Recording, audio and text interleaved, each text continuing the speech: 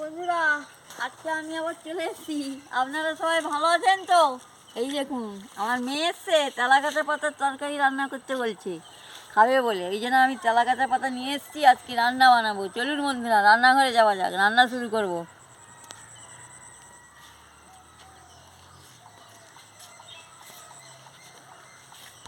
চলে এসেছি, উনুনটাও জ্বালিয়ে নিয়েছি, এবার কড়াটা বসিয়ে দিচ্ছি।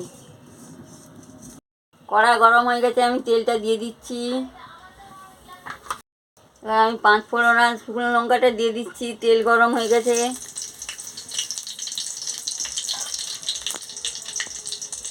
এবার আমি পেঁয়াজ কুচিটাও দিয়ে দিচ্ছি, দিয়ে ভালো করে ভেজে নিচ্ছি।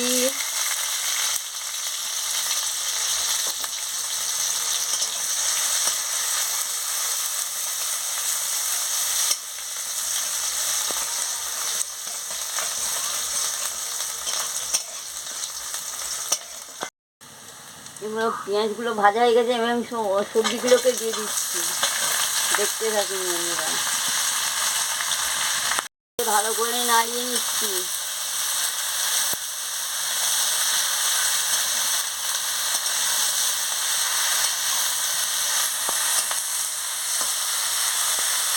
পরিমাণ মতন নুনটাও দিয়ে দিচ্ছি, দিয়ে ভালো করে নাড়িয়ে নিচ্ছি।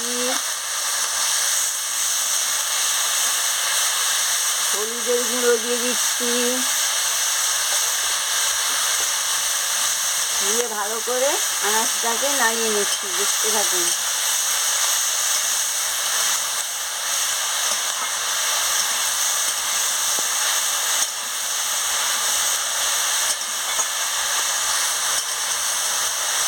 সর্ষে বাটা, শুকনো লঙ্কা বাটা দিয়ে দিচ্ছি, দিয়ে ভালো করে আনাজের সঙ্গে কষিয়ে নিচ্ছি। দেখতে থাকুন।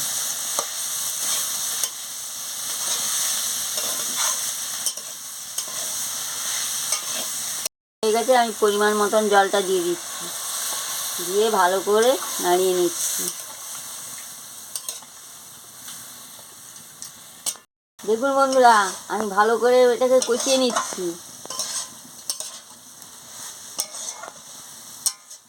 এরকম ভালো করে কষিয়ে নিলে খেতে ভালো লাগবে, স্বাদটা ভালো বেরোবে।